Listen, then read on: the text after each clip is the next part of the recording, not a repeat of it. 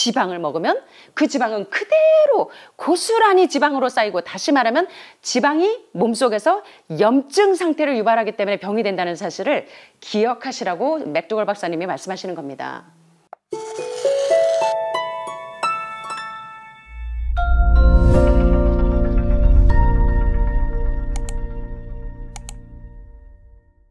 이번 시간에 염증을 유발하는 저탄고지 식단. 제가요, 하루 유튜브에 이제 댓글을 이렇게 보면 저탄고지를 지지하는 분들이 너무나 많아요. 우리나라 국민의 절반 이상은 저탄고지의 치명적인 위험에 대해서 자각하고 있지 못하다는 사실 때문에 사실은 상당히 염려가 됩니다. 그래서 사이먼 북스의 우리 강신원 대표님께서도 가끔 얘기를 하면서 영양학의 사조가, 그래서 콜린 캠벨 교수님이 The China Study라고 하는 질병역학의 그랑프리라는 책을 수십 년 동안 많은 질병역학을 조사해 봤지만, 사실 영양학자들에게 단백질을 거론하지 않으면 이단자가 돼요. 맞습니까? 단백질을 거론하지 않으면. 그런데 알고 봤더니 우리 몸에 질병을 일으키는 모든 요소가 바로 뭐냐면 저탄고지 식단이라는 것을 깨닫게 되는 사실입니다.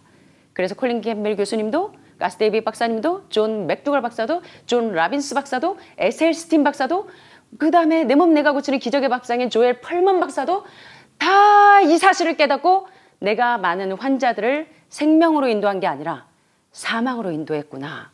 그래서 이분들이 처절하게 그것을 깨닫고 많은 환자들에게 올바른 식사법을 제공하고 계시는 것입니다. 자, 그래서 이 시간에 저탄고지 식단이 왜 문제냐면 바로 지방 자체가 염증을 일으키기 때문이라는 사실을 강조하고 있습니다. 한번 살펴보도록 하겠습니다. 여기 보시는 것처럼 근육에 지방이 쌓이는 주 원인 중에 하나는, 근육에 지방이 쌓여서 이 지방이 혈관을 막아서 세포 속으로 들어가지 못하기 때문에 초인종 리셉터가 작동을 안 해서 당뇨병에 걸리고 모든 병의 원인인 것처럼, 이 근육에 지방이 쌓이는 주 원인 중에 하나가 뭐 때문이다?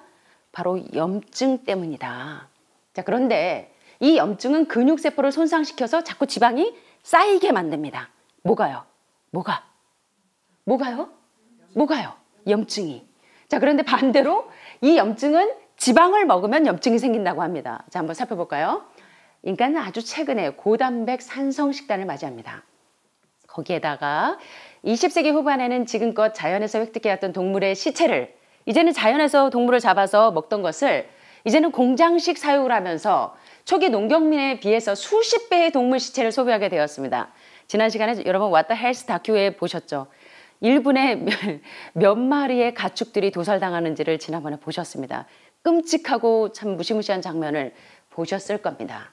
자, 그런데 단백질 섭취가 증가하면 황성분이 풍부한 아미노산을 더 섭취하게 됩니다. 물론 여러분들이 콩물을 먹을 때도 콩도 황단백질이죠. 그러나 콩 속에 있는 메티오닌 성분은 콩 속에 있는 적당한 메티오닌이기 때문에 괜찮지만, 고기나 생선 속에 있는 메티오닌은 과량이기 때문에 치명적이라는 사실입니다. 자, 아미노산은 실제 산성이라는 사실을 여러분들은 기억하셔야 합니다. 이게 무슨 얘기인지 이해되십니까? 아미노산은 실제 산성이라는 사실을 기억해야 한다. 모리스타 게이츠 박사님 말씀하신 것처럼 암에 생긴 원인은, 암이 왜 출발했고 왜 암이 생겼냐면 해마다 혈액이 세포가 점점 산성화되면서 시작된 병이 다 뭐다? 암이다라고 결론을 짓고 계시거든요. 그래서 말리그넌트, 이 기형적인 그런 세포가 된다고 말씀하시는 겁니다. 자, 우리 몸이 지나치게 무엇화되면, 산성화가 되면 인체의 조직에 뭐가 생겨요? 염증이 생깁니다. 인간의 생존을 위해서 혈중 pH를 안전한 약 pH 7.45 정도의 아주 균형적인 레벨이어야 하는데, 혈액이 점점 산성화돼서 산성화되면서 비상사태가 발생이 되면은 어떤 일이 생기냐면, 우리 신체가 pH를 적절하게 7.45로 유지하기 위해서 무슨 일을 하냐면, 어떤 메커니즘이 작동을 하냐면, 점점 산성화돼 있으면 근육에서 이 산성화를 중화시킬 수 있는 성분이 누구냐면 칼슘입니다, 여러분. 자, 그래서 골다공증 환자가 칼슘이 부족하다고 해서 칼슘을 먹으면 산성을 중화시키기 위해서 칼슘을 더 빼옵니다. 이해되십니까? 그래서 산성과 인산의 비율이 맞지 않아서 칼슘이 쭉쭉쭉쭉 빠져나가는 병이 무슨 병이다? 골다공증이다. 자, 그래서 질병에 대한 원인을 분명하게 이해하셔야 됩니다. 우리 인체가 pH를 적절하게 균형을 맞추기 위해서 무슨 일이 하냐면 인체가 자연적으로 항상성을 발휘해서 근육에서 칼슘을 가져와서 혈류에 갖다 던져버려야 혈류가 pH 7.45의 알칼리 상태를 유지시켜주기 때문에, 다시 말하면 이 칼슘이 산성화된 혈액을 중화시킬 수 있기 때문에. 자, 이해되시죠? 자, 그래서 과도한 육류의 섭취가 골다공증을 유발한다는 사실을 깨달으셔야 합니다. 자, 놀랍게도요, 콜린 캠벨 교수님이 너무 충격을 받은 사실이 뭐냐면 육류 소비가 많은 나라들, 특별히 스웨덴, 미국, 호주, 캐나다와 같은 나라들, 다시 말하면 동물성 단백질, 인슐린 라이크 그로스 팩터 1과 같은 인슐린 유사 성장 인자 1을 많이 먹는 나라들일수록 뭐가 많더라? 골다공증과 암병이 많더라. 이거는 정말로 아이러니한 사실 아닙니까? 여러분들이 이 사실에 대해서 어떻게 생각하십니까? 그래서 이 뉴욕타임즈가 극찬을 했죠. 이거 너무나 놀라운 사실인데, 자, 저탄고지 학파의 영웅적인 선구자인 게리 타우브스가 최근에 자신의 지질이, 내가 저탄고지를 하기 때문에 나에게 지질이 정상 범위 안에 있다는 것을 보여주기 위해서 자신의 건강 수치를 공개했습니다. 그런데 안타깝게도 이 게리 타우브스는 의료인이 아니기 때문에 자신의 중탄산염 수치가 19라는 사실을 놓칩니다. 여러분, 중탄산염 수치가 19처럼 이렇게 낮은 수치가 되면 이건 뭘 반대로 무엇을 의미하냐면, 이제 몸이 서서히 염증이 생기고 있고 또 이 몸이 서서히 손상되고 있다는 사실을 의미합니다. 다시 말하면 몸에서 염증이 진행이 되고 있고 질병의 시작이 진행되고 있다는 사실을 의미한다는 사실입니다. 자, 그럼 어떤 처방전을 주면 되냐면 저탄고지 식단 대신에 콩을 섭취하라는 것입니다. 그러면 빠른 시일 내에 건강을 회복할 수 있다는 처방전을 게리 타우브스에게 누가 내리고 있냐면 가스 데이비 박사님이 처방을 주시는 겁니다. 이해되십니까? 네. 자, 그래서 또 보시는 것처럼 동물들은 상당히 비위생적이기 때문에 고기를 먹으면 염증이 생깁니다. 여러분 아시는 것처럼 살모넬려균 같은 세균의 감염을 피하려면 생닭을 만질 때 뭘 입어야 된다고요? 방호복을 입어야 할 정도입니다. 예, 방호복을 입어야 될 정도로 이 세균의 감염이 어마어마하다는 것입니다. 자, 2014년 소비자 보고서 컨슈머 리포츠의 조사에 따르면 미국 슈퍼마켓에서 구입한 닭 가슴살의 몇 프로가 여러분? 몇 프로가? 97%가 이런 위험한 박테리아에 노출돼 있어서 여러분들 그냥 요리하시면 안 되고 뭐 해야 된다고요? 방호복을 입고 요리를 하셔야 될 정도라고요.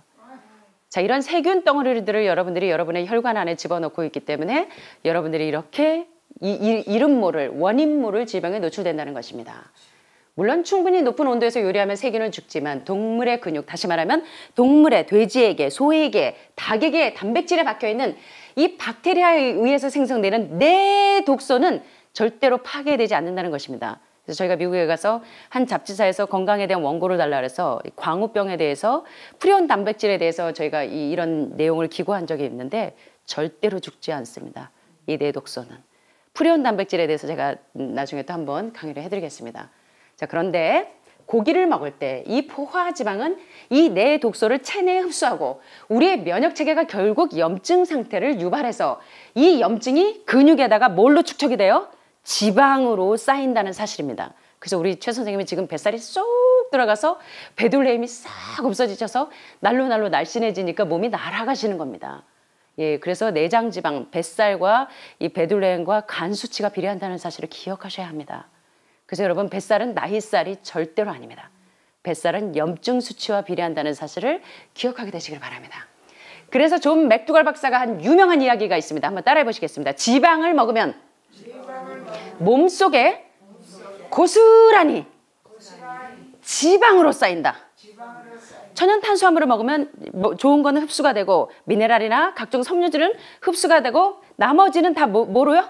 배설되어지는데 맥두갈 박사가 이야기하는 것처럼 지방을 먹으면 왜 지방 자체가 염증이냐면 몸속에 고스란히 지방으로 그대로 남아서 여러분들의 혈관을 막아서 그 막힌 혈관이 간에 가서 막히면 간암, 폐에 가서 막히면 폐암, 위에 가서 막히면 위암, 전립선에 가서 막히면 전립선암. 그래서 the fat you eat is the fat you were. 자, 여기 보세요. 이게 뭔 것 같으세요, 여러분? 삼겹살 판이겠죠? 자, 여러분 삼겹살 한번 드셔보셔서 아실 겁니다. 삼겹살을 지글지글 굽습니다. 자, 일단 이 지방이 삼겹살의 기름이 근육세포 안으로 들어가면 세포가 인슐린 수용체를 만들어내는 세포의 능력을 방해합니다. 삼겹살 기름이. 고기를 구워 먹은 다음에 기름이 덕지덕지 달라붙은 프라이팬을 한번 지난 시간에 이미지 메이킹 배우셨죠? 자, 이제 상상해 보십니다. 가스데이비 박사가 고기나 햄버거가 와도 절대 유혹이 되지 않는 이유가 뭐였어요? 이미지 메이킹을 하시는 겁니다. 야, 자, 이 고기가 어떻게 생산이 되는지 기억하시는 겁니다. 소들이 얼마나 비참하게 이 공장식 사육 과정에서 서로 물어뜯고 그 좁은 그런 데서 그 아주 좋지 못한 환경 가운데서 불결한 환경 가운데서 비인도적인 환경 가운데서 이 아이들이 얼마나 고통을 당했으며 이 아이들이 도살당할 때 봉준호 감독의 영화 옥자 보셨습니까? 이 아이들이 어떻게 고통당하면서 도살당하는지 여러분 보셨습니다. 맞습니까? 우리가 죽인 동물이 그 동물이 바로 내가 먹을 때 그 동물이 나를 죽인다는 사실에 대해서 지난 시간에 공부하셨던 기억 나십니까? 내가 먹은 동물이 그 동물이 바로 나를 죽인다는 사실을 기억하게 되시기를 바랍니다. 자, 지방이 덕지덕지 그래서 가스데이비 박사가 그래 저 동물이 이렇게 죽었지? 저 소가 이렇게 죽었어. 옥자가 이렇게 죽었지? 자, 그런데 얘가 죽은 다음에 그 도살당한 다음에 걔를 어떻게 해요? 후라이팬에 지글지글 후라이팬에 아주 새까맣게 기름기가 껴있을 때 그 기름이 내 속으로 들어온다고 생각하면 그 기름이 들어오자마자 내 혈관을 막는 둥둥둥둥 내 혈관을 떠돌리면서 간에 가서 혈관을 확 막아버리고 심장에 가서 확 막아버리니까 카디악 어레스트가 와서 응급사태가 온다는 사실을 가스데이비 박사는 기억하면서 이미지 메이킹을 하시는 겁니다. 자, 여러분 이러한 좋지 못한 음식에 대해서 유혹이 오실 때마다 가스데이비 박사님처럼 이 건강에 대한 지혜를 발휘하셔서 이미지 메이킹 하시게 되기를 간절히 바랍니다. 그래서 지방이 세포를 둘러싸고 있어서 인슐린이 세포 속으로 들어갈 수 없어서 제가 아까 설명했죠. 인슐린 수용 능력이 떨어져 인슐린 저항성이 오는 것은 세포에 포도당을 보내야 되는데 혈류 속에 있는 세포가 문을 열어요? 못 열어요? 예, 인슐린이 들어가려고 하는데 초인종을 띵띵띵띵 눌러도 디디디디디 이러고 말아. 띵동이 안 되고 디디디디디 이러니까 이게 이 세포가 이게 도대체 초인종 소리야? 뭐야? 하고 분간을 못하니까 문을 안 열어주는 것입니다. 이게 바로 인슐린 저항성이에요. 아시겠죠? 자, 그래서 혈류 속에 세포문을 열고 들어가지 못하니까 당분이 쌓여서 여기저기 방황하는 것입니다. 자, 그러면 당뇨병은 인슐린이 부족해서 생기는 병입니까?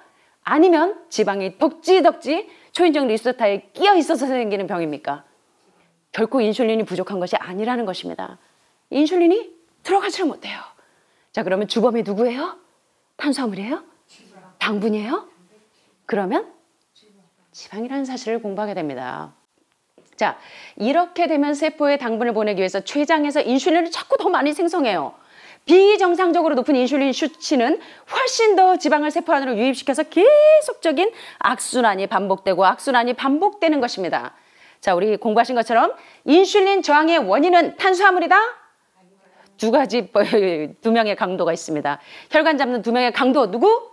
지방과 단백질이라는 특별히 동물성 과잉 단백질과 과잉 지방이라는 사실을 기억하게 되시길 바랍니다. 마지막으로 헤모글로빈 수치가 떨어지기 때문에 고기를 먹으면 철분 수치가 확 올라가죠. 자, 그래서 많은 분들이 유혹을 받으시는데 철분의 경우에 햄철과 비햄철 두 가지로 나뉩니다. 육류에 들어있는 철은 햄철이고 바로 고기 속에 들어있는 햄철이 우리 혈액을 산성화시키는 주범이라는 사실입니다. 자, 몸이 이렇게 산화가 되면 인슐린을 분비하는 췌장의 능력이 자꾸 다운되면서 결국은 야 꼼짝마 너는 내 밥이야 하고 당뇨병의 포로가 된다는 사실입니다. 자, 그래서 육류를 사랑하는 사람들은 헤모글로빈 수치가 높은 경향이 있는데 사실은 헤모글로빈 수치가 정상 이상으로 높을 때는 무슨 병이 생기더라? 당뇨병이 생기더라. 재밌는 사실은요. 당뇨병 환자에게 많은 양의 피를 수혈 뽑아내기만 해도 철분이 감소하면서 인슐린 저항이 개선이 되면서 인슐린병이 저항이 개선되는 사실을 보게 되는 것입니다. 자, 그러니까 우리는 하얀 침대에 누워서 당뇨병에 걸리면 많은 분량의 피를 뽑으시면 될까요? 어떻습니까? 아니면 스테이크를 여전히 계속적으로 사랑하시겠습니까? 여러분은 어떻습니까? 왜 아무도 대답을 안 하세요? 아직 고민 중이세요? 아직도 생각할 것이 많으십니까? 둘 다 아니에요? 자, 그러면 어떻게 하셔야 됩니까? 자, 그러면 어떻게 하셔야 됩니까? 바로 이 가스 데이빗 박사나 이 많은 좀 맥주걸 박사가 이야기하는 것처럼 정말 여러분들의 몸을 사랑하셔서 여러분의 세포가 좋아하는 여러분의 유전자가 살아있는 음식을 달라고 부르짖고 있습니다. 여러분의 몸을 여러분의 몸을 사랑하게 되시기를 간절히 바랍니다. 자, 그래서 마지막으로 다큐를 보면서 좀 마치도록 하겠습니다. Harvard researchers looked at 9 prospective studies finding that just one serving of processed meat per day increased risk of developing diabetes by 51%. The link between eating meat and developing diabetes became undeniable. But when I went on the leading diabetes organization's website, the American Diabetes Association, not only did they not have this information front and center, they were featuring recipes for red and processed meat. And on their recipes for healthy living, they had bacon-wrapped shrimp? What the hell? 도대체 당뇨병 환자에게 붉은 고기와 가공육을 먹을 때 무려 고기 1인분에 51%의 당뇨병 발병률 증가가 있다는 이러한 사실을 영양학회들은 얼마든지 알고 있는데도 불구하고 뭘 추천하고 있냐면 뭘 추천하고 있어요? 새우 베이컨 말이 이게 건강하다고 라면서 마무리를 합니다. 자, 마무리 좀 해보겠습니다. 하버드 대학의 연구진이 9건의 유력한 연구를 분석해서 하루 1인분만 가공육을 먹어도 당뇨병 발생률이 몇 프로 증가하더라? 51% 증가한다는 결론을 발견합니다. 육류 섭취와 당뇨병 발병의 관련성은 여러분 어떻습니까? 따로 놀아요? 부정할 수 없는 사실입니다. 그러나 유명한 당뇨병 관련 단체의 웹사이트를 보면 예를 들어 미국 당뇨협회도 초기 화면 중앙에 이런 정보를 소개하지도 않고 어떤 정보요? 1인분만 가공육을 먹어도 당뇨병 발생률이 51%가 증가한다는 그런 논문들을 많은 연구 결과를 알고 있으면서도 이런 정보를 소개하지 않고 어떻게 해요? 병 주고 약 주고 병 주고 약 주고 붉은 고기와 가공육이 들어간 식단을 소개하고 있습니다. 건강한 식단을 추천한다면서 새우 베이컨 말이가 있었죠. 여러분의 건강을 위해서 여러분들이 올바른 선택을 하게 되시기를 간절히 소원합니다. 제가 읽은 아주 인상적인 수필을 좀 소개하면서 마치도록 하겠습니다. 장영희님의 수필집에 내 생애 단 한 번이라는 수필집에 보면 이런 말씀이 있었습니다. 못 줄 이유, 못 줄 이유. 지난 주일에는 혼자 저녁 7시 미사에 갔다. 그런데 신부님이 그날의 성경 구절을 나눔의 메시지와 연관시켜 강론을 하시다가 갑자기 무엇이든 좋으니 옆 사람과 나누어 보라고 하셨다. 그러자 사람들이 가방이나 주머니를 뒤적거리면서 서로 나눌 물건들을 찾기 시작했다. 봉헌금만 가지고 달랑 맨몸으로 갔던 나는 당황했다. 아무리 주머니를 뒤져봐도 차키 말고는 아무것도 없었다. 차키를 준다? 말도 안 되지. 그럼 뭐가 있을까? 궁여지책으로 내 몸뚱이에 걸친 것들을 생각해 보았다. 목에 맨 스카프? 100% 실크니까 아마 2, 3만 원은 할걸? 귀고리로 말하면 금 아니야? 금 한 돈쯤 된다 해도 5만 원은 될걸? 목걸이는 아마 그보다 더 비싸지? 대충 한 6, 7만 원? 평상시 숫자라면 100치에 가깝도록 무능한 나의 두뇌가 샥샥샥샥샥 누구를 주려고 생각하니까 이건 2, 3만 원, 이건 5만 원, 이건 7만 원. 절대 못 줄 이유가 팍팍팍팍팍 돌아가고 있는 것입니다. 놀랍게도 성강처럼 빠른 속도로 내가 지닌 물건들의 가격을 계산하고 있는 자신을 보게 됩니다. 내 새끼손가락에 끼워진 실반지. 이것은 가격으로야 얼마 나가지 않겠지만 학생들이 해준 선물이자. 못 주지. 못 주고 말고. 그럼 재킷? 낡긴 했어도 내가 제일 좋아하는 옷이고 이맘때쯤이면 교복처럼 입는 옷이니 그것도 줄 수 없어. 야, 그럼 거기에 꽂힌 브로치? 세트로 된 것이라 하나를 줘버리면 짝퉁이 돼버리지. 짝짝이가 돼버리겠지? 이것도 못 줘. 자, 그런데 옆에 앉으신 할머니가 이미 무엇인가를 내게 내밀고 있습니다. 어머나 어쩔 거나. 그런데 무심히 바지 뒷주머니에 손을 넣으니 다행히 너무나 다행히 며칠 전 음식점에서 입가심으로 준 박하사탕 하나가 잡힙니다. 예, 원래 박하사탕을 싫어하기 때문에 먹지 않고 그나마 버리는 수고가 아까워서 그냥 넣어두었던 이 박하사탕이 어머 오늘 나의 생명의 구세주네. 다른 건 다 아까워서 못 주겠는데 이런 쓰잘데기 없는 건 줄 수 있는 거죠. 주님 감사합니다. 이럴 때 감사하면 정말 안 되는데 그죠? 아이러니컬하게도 나는 내게 필요 없는 물건, 아니 오히려 주워버려서 속 시원한 물건을 발견하게 해주신 데 대해서 하나님께 감사하며 사탕을 할머니께 내밉니다. 할머니도 무엇인가를 내 손에 쥐어줬는데 그것은 아주 조그맣고 예쁜 병에 든 구심이라는 심장약이었어요. 신부님은 작은 물건이라도 옆 사람과 나누는 기쁨이 어떠냐고 물었습니다. 과연 사람들의 얼굴들이 환한 미소로 빛나고 있었어요. 그러나 나는 미소를 담을 수 없었습니다. 나는 항상 내가 신심은 좀 부족해도 그런대로 하나님의 뜻에 크게 벗어나지 않고 선하고 올곧게 살아간다고 믿고 있었거든요. 아니 어떤 때는 오히려 내가 너무 착해서 손해보면서 산다고 억울하게 생각한 적도 있었어요. 여러분도 그러지 않으셨습니까? 너무 착해가지고 착한 며느리병 걸려가지고 예, 자가면역 질환 걸려서 오신 분들 계시죠? 그런데 그건 순전히 구차한 자기 합리화였다. 사랑하면서 누군가를 미워할 때 그를 용서해야 할 이유보다는 용서하지 못할 이유부터 찾는 것이 우리의 모습 아닌지 모르겠습니다. 저 사람은 용서받을 만한 자격이 없어. 그런데 제가 저 같은 죄인이 용서를 받고 나니까 그 다음에는요, 누구를 용서하지 못할 이유가 없어지는 사실을 발견하게 되었습니다. 나 같은 죄인도 용서해 주셨는데. 누군가를 비난하면서 그를 좋아해야 할 이유보다는 좋아하지 못할 이유를 먼저 찾는 우리들의 모습.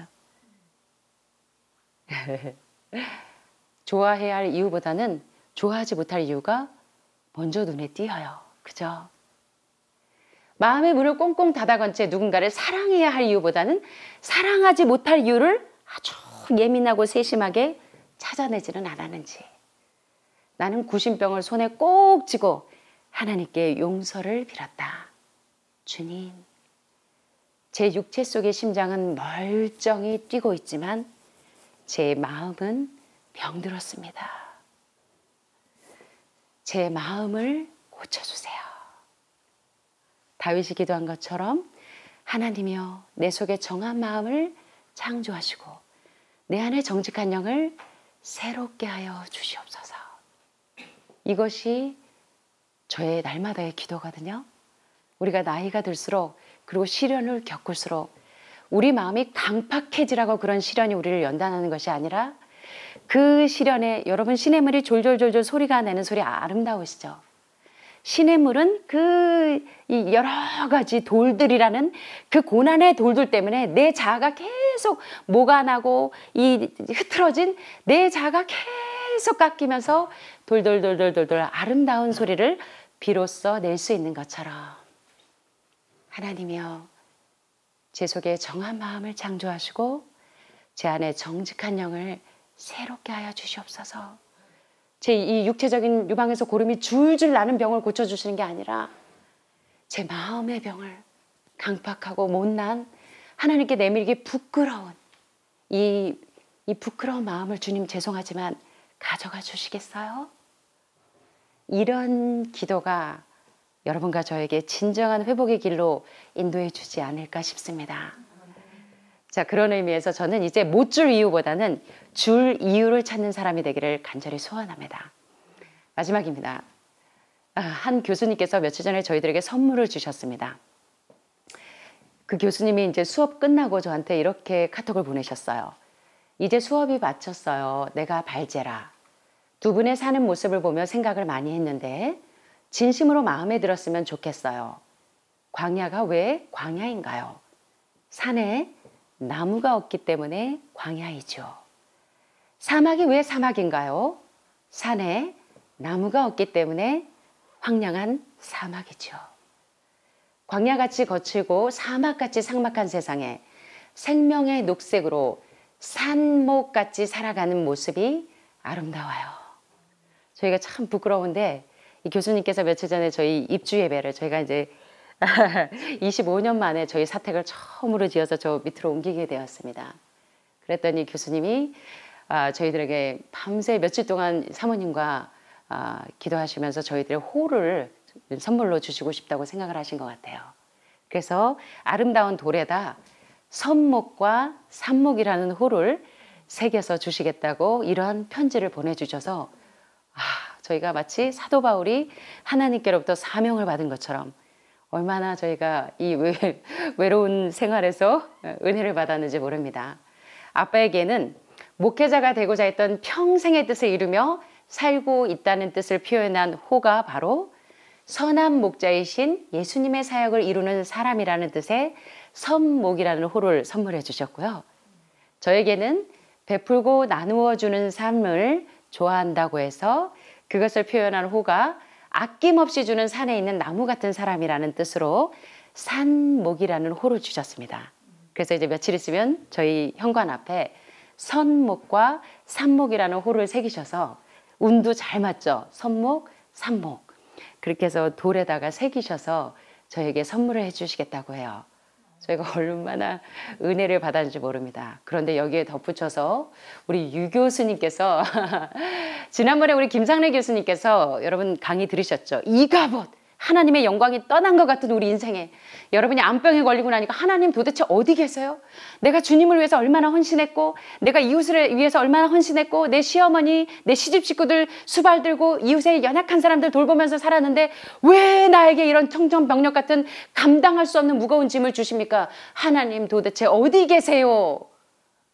어쩌면 이가복처럼 하나님의 영광이 떠난 것 같은 이가복 같은 우리 생에 무슨 역사가 일어나요? 여러분 하늘마을 힐링센터에 오셔서 사무엘의 뜻이 뭐라고요? 하나님의 음성을 듣는 사람이 사무엘입니다.